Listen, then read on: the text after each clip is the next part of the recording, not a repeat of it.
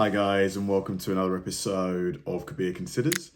In this video, we're going to react to a routine traffic stop uncovers a killer mother. I mean, well done the officer who stopped her. Obviously, they didn't stop her because they knew what she did. It was probably, it was just a routine thing. Maybe they saw like the tire was slightly flat. Maybe her indicator light, her blinker light wasn't on or something like that. I just wonder who she killed. Blood all over the car. What looks like blood in there. It's not blood, it's deer meat. Shotgun shells all over the side. Holy. In all the cases we've covered on this channel, this case is by far the most upsetting we've come across. What follows is never before seen body cam footage as police make a routine traffic stop and discover a truly chilling scene. We'll also show you exclusive security footage capturing the victim's last moments alive. But first, an investigative report on what led up to this tragic incident and the many ways it could have been prevented. Be warned, we will be covering the flaws in child protective services surrounding abusive parents and why those services need to focus more on helping the victims in these cases over their abusers. This may seem straightforward, but domestic situations can become very complicated in cases where the abuser is the parent of a victim. Let's step back a moment and get some background on what exactly led up to this heinous crime. In December of 2015, Julissa Thaler and Tori Hart's child, Eli Kenneth Alejo Hart, was born. However, their relationship quickly went south. Court summons suggest that Julissa has a long history of substance abuse, including suspicions that she exposed Eli to a controlled substance while she was pregnant. The next line in the summons mentions Eli's genetic disorder, Townes-Brock syndrome, which left baby Eli with hearing loss and cleft feet. At this time, Julissa filed police complaints against Tori. She later admitted to the complaints being false, and that because of her mental health issues, she constantly accuses Hart of things that he doesn't do. After years of custody battles and allegations of abuse, Julissa and Tori undergo court-ordered evaluations. For years, Julissa gains custody of Eli, but struggles with homelessness. In October 2020, Dakota County... I'm sorry, why is she, if the father has a stable situation, stable job, etc., and she's in and out of homelessness, why would the family court give, custody of the child to her? That makes no sense. She's not able to look after a child, clearly. She's got drug issues, she hasn't got a home to live in. Come on. This is common sense.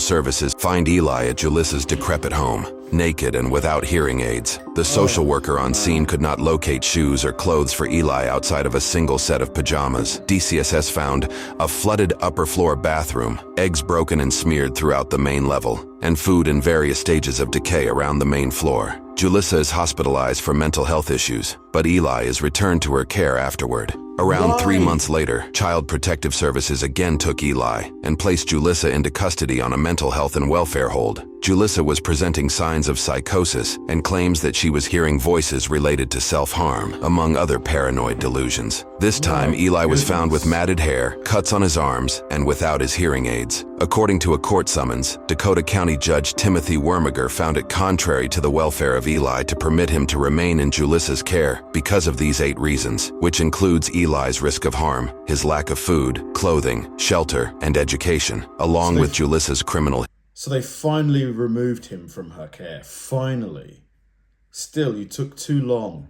And psychosis. Over the next few years, Julissa again and again proves she's not fit to be a parent. Throughout, Tori continuously signals to officials his concerns, which continue to go unheard. Here are just a few things Julissa has done, according to a court summons and numerous reports. Julissa told a story of dropping Eli's sippy cup off the side of a cliff in Colorado when he was younger. Her solution? She tied a rope to herself and climbed down to get it, leaving Eli unattended, open to the possibility of him falling off the cliff to his death. During visitation, Julissa berated Eli for the problems in her life and relationship, blaming him for the rotten food in her home, even after rotten food continued to exist in her household. After Eli was taken into foster care, Julissa told a social worker she can't eat or sleep and that she was living off Mountain Dew and cigarettes. After Julissa's visitations, Eli would have bathroom accidents, which was not typical for him. Julissa showed Eli disturbing videos she took of cat feces, along with images of naked women. Julissa gifted Eli a smartwatch and would call and text him during Tori's visitation time. In the time Julissa needed to better herself for the court to gain custody of Eli, she had the police called on her over 20 times in a 10-month span. Julissa set up a noise machine in her home because she believed neighbors were spying on her. Julissa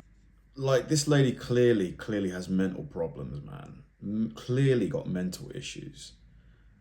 Such a messy situation, like, ugh.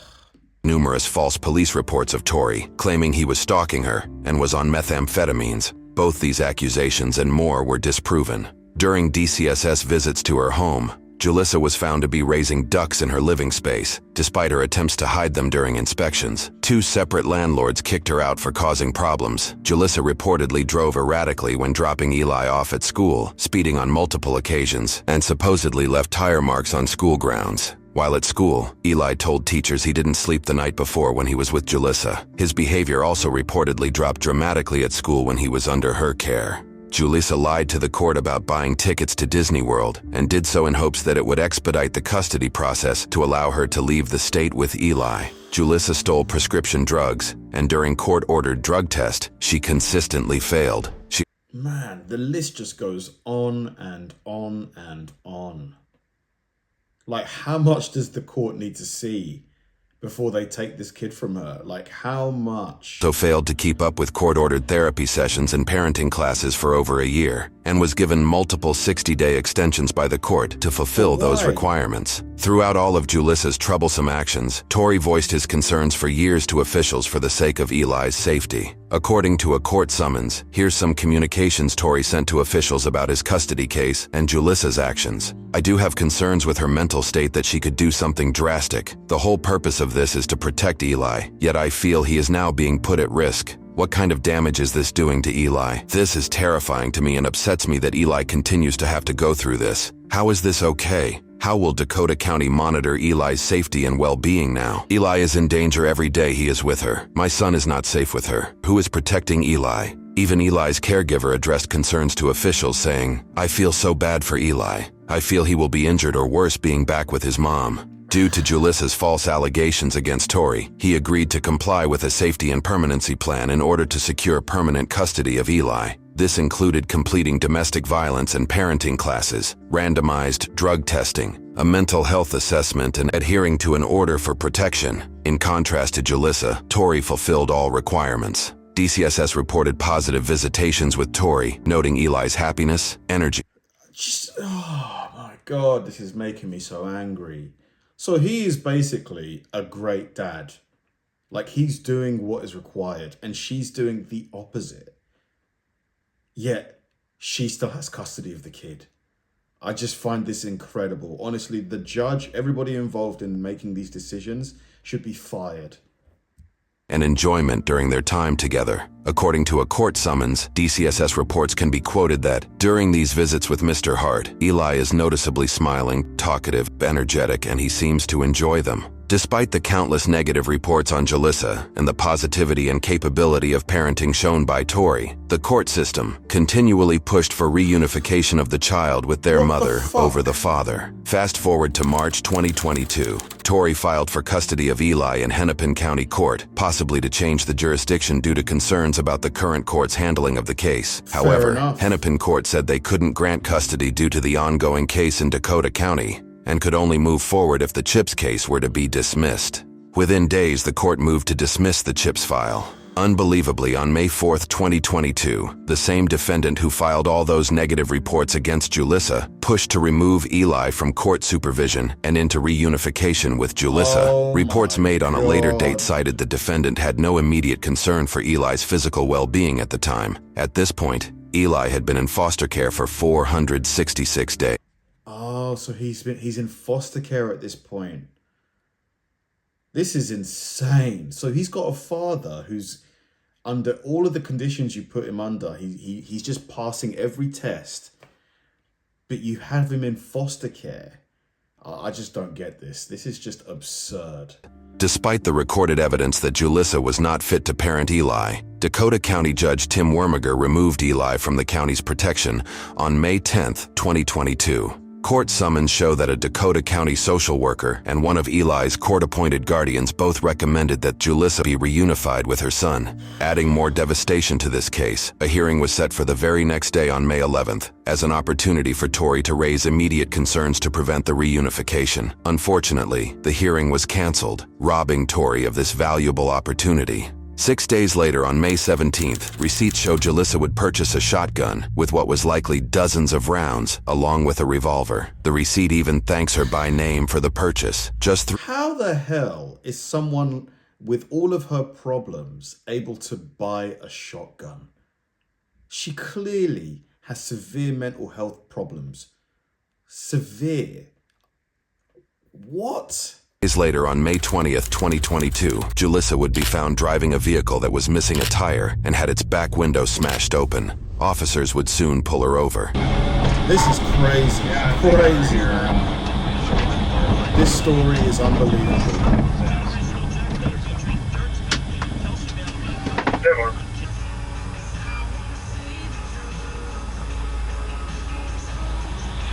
Copy that.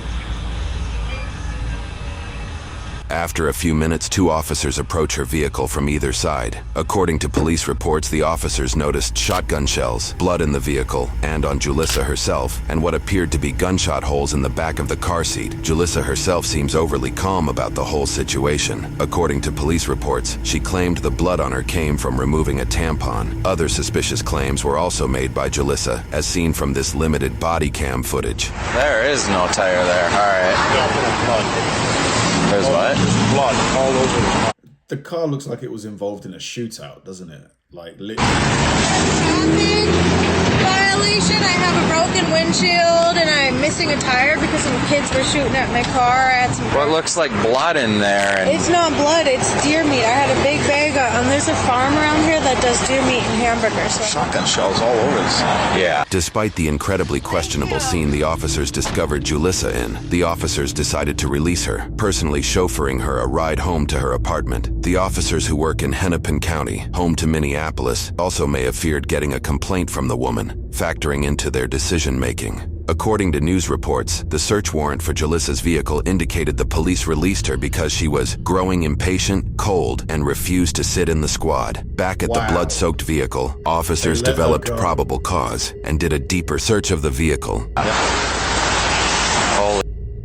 We got a body. All right, let's cover it. According to reports, officers rushed back to the apartment where they'd just dropped Julissa off. They discovered she was no longer there. She left a washing machine running with what was later determined to be filled with the clothes she was just wearing. Soon after, officers located Julissa leaving the area on foot, and she was placed under arrest. Officers then observed that she had what appeared to be brain matter in her hair. Based off witness statements and off the physical damage her vehicle left on the road, officers were able to track the past movements of the vehicle. Along this route, they found multiple locations where blood and brain matter had been discarded. One dumpster had a bloody child booster seat that had sustained damage from a shotgun blast. In another dumpster, officers located a backpack, blood, bone, and what appeared to be more brain matter. We've elected to not show the photos containing blood or human remains. In court, more shocking evidence would come out against Julissa. According to a source from CARE 11, these are some of the search terms from Julissa's browser history, which includes: how much blood can a 6-year-old lose, how life insurance investigates a death claim, and how much does life insurance pay for a dead child, among. So this was premeditated murder. Other damning searches. It was later determined that Julissa had shot Eli 9 times in the head and torso area of his body, likely while he was strapped in his car seat. Thorough work by police and detectives also uncovered surveillance video showing Eli being escorted by Julissa in the moments prior to his murder. The video, which shows the boy smiling and playing, would tragically be the last video of the child. At one point, Julissa's own grandmother and father even disagreed with the handling of the custody case leading up to the murder. Julissa's grandmother claimed Tori doesn't have a mean bone in his body, and said of her granddaughter Julissa that she is good at manipulating people, and I blame the court system for not helping her out. We all told the social workers that she needs to be institutionalized, not just for a month. Man, the court system in Dakota that handled this, every single person should be investigated there and prosecuted, because that poor boy Eli, his blood is on their hands, in my opinion. They should all be fired and prosecuted. This was just such an easy slam dunk. You give the kid to his dad. Like, I just don't know how you could fuck this case up so bad. I really don't get it. Maybe for a year or more, but nobody listened. Julissa's father said, "I gave the judge her detailed mental health history. I told him that she was displaying paranoia and auditory hallucinations. I said I feared for Eli's safety. It all fell on deaf ears." Julissa did not mince words with how she felt about the situation. Ms. Stoller, you have a right to speak this morning if you'd like. You don't have any obligation to speak, but if you'd like to choose to speak, now is the time to do it. Yes, I would like to say something. Go ahead. I'm innocent. You all, you're garbage. That's all, Your Honor. Clearly, Julissa's Wow. lawyer isn't too happy about her choice of words. Ms. Stoller, I don't know that that's appropriate here. Man, give her life in prison, honestly. In fact, if there's the death penalty where, like, I don't... Oh, wow. Sorry, I told you what. Wow. Julissa Thaler was sentenced with first-degree predetermined murder and second-degree intentional murder for shooting Eli no less than 9 times. She has received life in prison without the possibility of parole. Currently, Tori is in the process of suing the defendants and a caretaker of Eli, who continue to suggest reuniting Eli with Julissa. That outcome is yet to be determined. Unfortunately, this is not the only case of this nature that was mishandled by Minnesota, and more specifically Dakota County and Ramsey County Child Support Services. Most recently, Child Protective Services has again come under scrutiny after allowing a parent with a violent history custody of his children. In this case, it was a father who won custody and would later go on to shoot and kill 2 Burnsville police officers and a firefighter with a rifle on Sunday, February 18, 2024, while 7 of his children were with him. The standoff ended when the father took his own life. This interview, conducted by a source from Care 11, shows the frustrations that the mother of some of the children has with the way her custody case was handled. Even though their dad is this monster, that's still their father. They had unconditional love for him. And it hurts me because it's like somebody so evil like that and they still get all the love from their children. He could have took them. He could have done a lot, so my main focus is just to get their mental health in order, because it's not going to be like overnight. It's going to be something that's an ongoing thing. A statement released by Ramsey County in Minnesota has this to say about these kinds of cases. In Minnesota, counties are required by law to work toward family reunification in child protection cases unless specifically accepted by statute. When a parent is found to be compliant with court orders during the period their child is placed out of the home, a child must... But she wasn't compliant with court orders. They asked her to repeatedly do these, I think there was supervised tests, and they kept giving her 60-day extensions because she kept failing to do the tests. So she's not complying with court orders. So what are you talking about? And reunification of the family, the father is also family.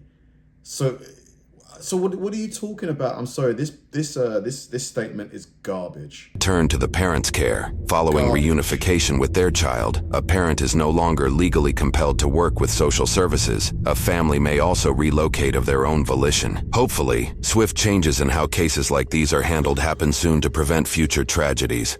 Man, oh man, oh man, this really made my blood boil. I'm genuinely actually furious. I'm so angry. That poor boy, Eli, that poor kid. The judge needs to be held accountable. I'm sorry. That judge needs to be fired. Like, honestly, because I just don't know how you could mess this case up. How many times do you need to see that woman was not capable of caring for that child? How many times? This happened over years of mistreatment and abuse, and you still gave her back custody of that kid? That judge needs to be fired and investigated. The Child Protective Services of, the people involved that could have helped need to be fired and investigated. That poor boy Eli and Tori, imagine what the dad is going through here. Imagine what he's going through, the pain that he's going through. He did everything he could, and yet his kid was still taken from him in such a brutal way. Strapped in it. Honestly, I can't even. Thanks for watching, guys, and I'll see you in the next one.